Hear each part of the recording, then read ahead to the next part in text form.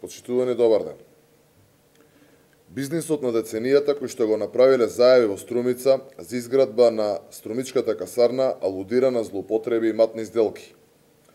Сомнежот дека Сашко Брндевски, бизнис пајташот на зајави во Сара Инженеринг, бил само параванот во целата постапка, односно лицето кој искеширало 700.000 евра за плац кој го купува на јавна набавка, организирана од градоначалникот Зоран, за потоа поголем дел од неа багателно да ја препродаде на фирмите на Вице и Трајче Заев за еден еднособен стан.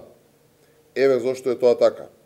Да се работело за вистински пазарни математики, тогаш сигурно ситуацијата би била поинаква.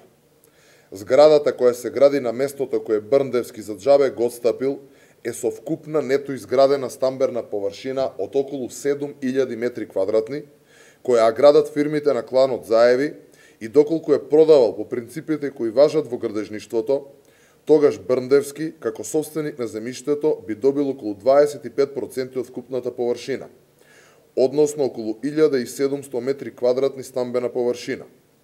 Неверојатно е како Брндевски, туку така, се откажа од над 1650 метри квадратни, кои ако се продадат по пазарна цена од 650 евра за метар квадратен, би донеле заработка од околу 1.100.000 евра. Значи, потенцирам, Брндевски се откажува од заработка од околу 1.100.000 евра и ја отстапува само за еден еднособен стан кој пазарно вреди околу 25.000 евра, давајќи го бизнисот на Вице Заев, кој претходно го добил од Зоран Заев. Заеви, односно компанијата на Вице и Трајче Заев, кој во тоа време е управител, имаат потенцијален приход од 4,5 милиони евра.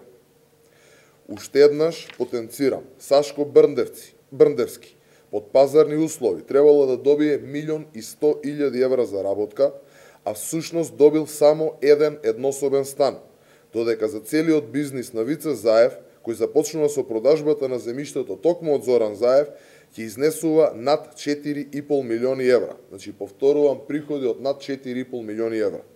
Со овакви матни сделки Заеви добивале земјиште во Струмица во време кога Зоран Заев беше градоначалник. Многу е провидно, потценувачко и абсурдно. Во една ваква ситуација, единствено нешто што Зоран Заев изјавува пред целата македонска јавност е да се жали дека само 60% од бизнисот е реализиран.